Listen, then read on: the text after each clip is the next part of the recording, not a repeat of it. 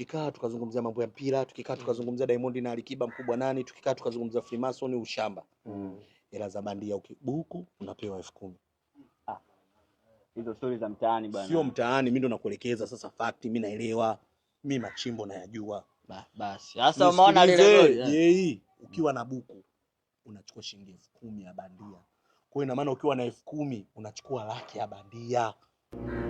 Usinibinye hivyo sasa. Unanibinye hivyo nini? Wewe unajua kama mimi guti langu bovu babu. Unanibinye hivyo nini? Huko kumbe sasa hapo kama vijana. Machimbo yanakuepo. Yaani machimbo yapo hapa town.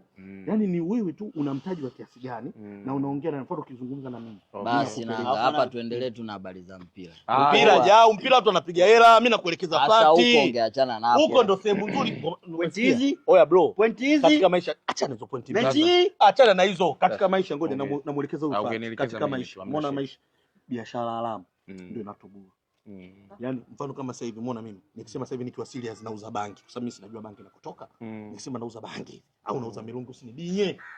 Tunapiga hela.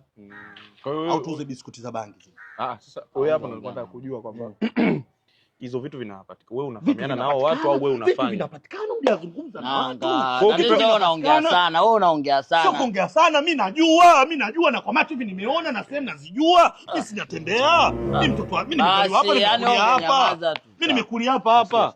Usinipige bega hili. Usinipige bega hili kwa nguvu sasa. Usinipige bega hili kwa nguvu. Usijali, hivi vitu vya kawaida. Kwa hiyo mimi naomba tu niingie kazini kwa sababu sisi vijana wote. Kwa hiyo tunaweza kuwa tunasaidizana katika hii hali. Ila huyu hapa tu. Ni sawa lakini naweza nikazungumza naye vizuri kwa sababu inaonekana kuna vitu vingi sana anavijua. Usinitoe mkono Usikie. Nikwambia nanga lakini. Sikilize basi. Tusimame kidogo. Kwa nini? Nilikuwa nataka tuende tu ili uweze kaenda kunielekeza au machimbo inaweza kusaidia taifa kwa sababu majanga haya hivi huwa machimbo unaenda hivi mwisho wa lami ndio unanyosha mimi. Sasa usinijibu kwa hivyo tunaweza ukaenda kuelezea huko polisi. Simama basi simama. Simama. Naelezea nini? Wewe umesema pesa bandia unajua zinavyotengenezwa, si ndio? Nani anajua? Wewe unazungumza naye. Nisikilize mimi basi. Kuachana na hao vijana wengine. Wewe umekuja umetukuta sisi tuna stories zetu. Lakini wewe umeingia na story ambazo umesema kwamba pia biashara haramu ndio biashara ambayo inaweza ikatupa pesa. Kwa hiyo wewe utalisaidia jeshi la polisi. Kusaidia nini?